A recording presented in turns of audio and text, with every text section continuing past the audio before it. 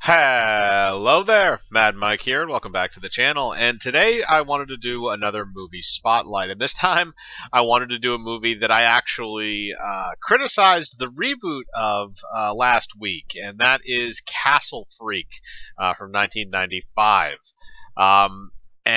This film was directed by Stuart Gordon, who most people from this crowd would probably remember from Reanimator.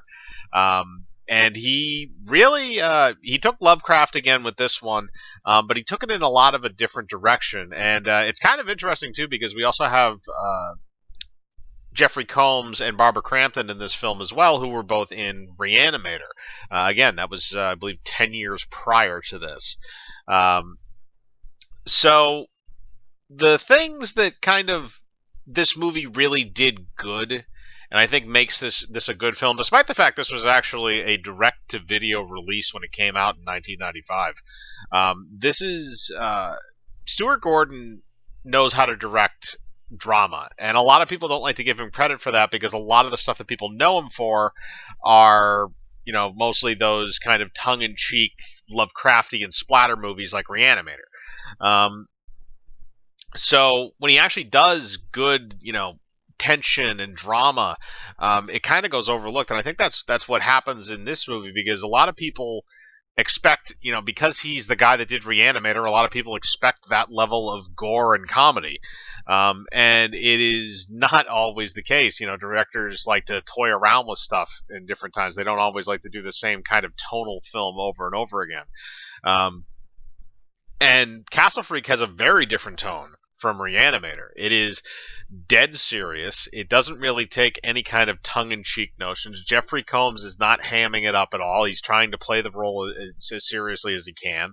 So is Barbara Crampton. She's not, any kind of zany woman or anything in this. She's a very down-to-earth type of mom character. And it's a complete polar opposite from the type of tone we see in Reanimator. So when we get into Castle Freak, I think the thing is I don't want to give too much away about the story because the story is actually really good in this as opposed to the remake where the story is crap. And so with this, all of it centers around this one family. And basically, they inherit this castle, and there's a whole bunch of things that you find out because, hence the name Castle Freak. Now, the ones that carry the movie are really Jeffrey Combs and Barbara Crampton, and I would say more Jeffrey Combs than her, even though she does do her fair share of the work in terms of acting in this film. And the way that it goes about that is because you have this family unit. So you have the dad, who's Jeffrey Combs, you have the mom, who's Barbara Crampton, and then you have the daughter, who happens to be blind. And you don't really know why she's blind at the beginning of the movie. And I like the fact they leave a lot of that in the dark. You don't really know the skeletons that are in this family's closet initially when you start watching the movie. You don't find out until later on exactly what happened and what's going on. And again, I'm not really going to give that away too much. For people that do want to go watch the film that haven't seen it, even though I'm not really going to give spoilers because the movie came out in 1995, so I don't really give a shit. But for people that haven't experienced it, I don't really like to ruin that for them because it is a rather good film. And Jeffrey Combs' character has his own demons too in the film, in addition to anything involving the general family. There's a lot going on there, but that family's interaction is really what carries the movie, and especially Jeffrey Combs and Barbara Crampton, because they are in a very rocky marriage at this point. And again, they explain why at various points during the movie, but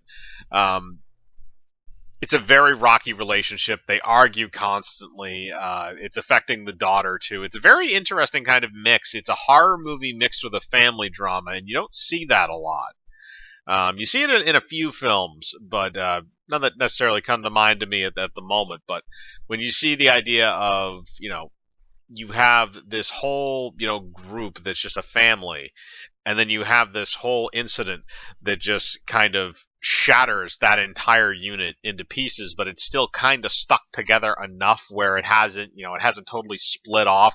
It still has some kind of cohesive nature. That's really what we're looking at when we look at the marriage between Barbara Crampton and Jeffrey Combs. And then you add in all this, all the other elements and stuff that you normally would see in a Stuart Gordon movie. The gore is very good. I will say that. There's not an extreme amount of it. Again, it's not as much as Reanimator, but it is there. And again, I think it is done well. There is nudity in the film. That's always a plus.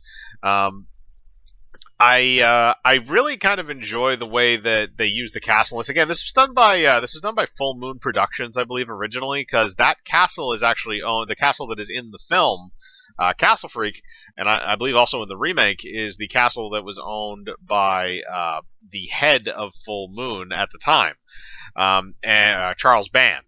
And I think that when they use that castle, it's very interesting to see it when it's filmed in, because you can take all these kind of little shots. You can turn that castle into almost an entire production studio, and they basically did for this film.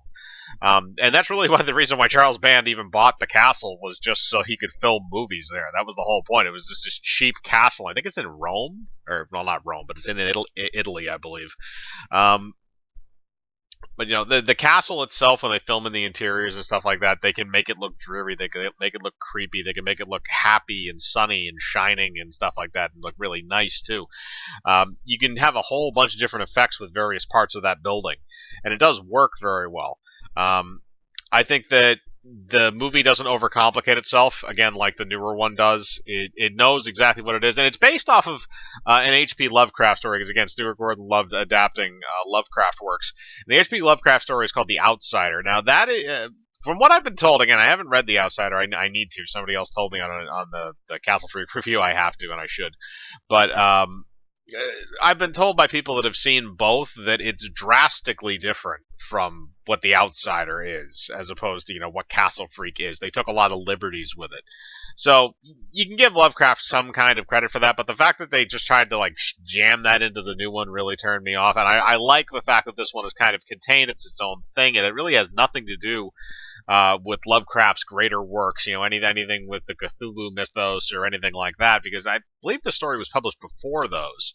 Um, and then on top, you can say that too about some of Gordon's other work too, like Reanimator. Reanimator really has nothing to do with the greater Lovecraft universe. It has that one little story, or Herbert West Reanimator, and I'm fairly certain it's also taking liberties with that fairly well too. So you have kind of that aspect of it too, where it does have a little bit of that kind of Lovecraftian drear, and that actually does reflect in the story as well to an extent, because Stuart Gordon really did know how to capture that sort of tone, I guess, that you could get from Lovecraft. And again, this is a lot more serious than some of his previous work. So again, I think people may have just not been ready for this at the time. People that were fans of his anyway, because again, everybody expects it's the Reanimator guy. There's going to be something that's going to be like Reanimator. But that's just kind of my opinions on Castle Freak. I really enjoy that film. I've developed kind of a better taste for it, I guess, over the years. When I first watched it, I actually didn't care for it that much, and then I rewatched it a couple of times, and I really kind of fell in love with the acting and stuff, and a lot of the stuff elements with the story, as opposed to just the monster and the gore. Um, like I said, if you like the movie, put it in the comments below. What did you like about it? Are you a fan of Jeffrey Combs, Barbara Crampton, Stuart Gordon films, Full Moon, any of that stuff? Put it in the comments below. As usual, I like to read them. Hit the bell for notifications. Hit the like button. Subscribe, and remember, I live my life free of compromise. Do you?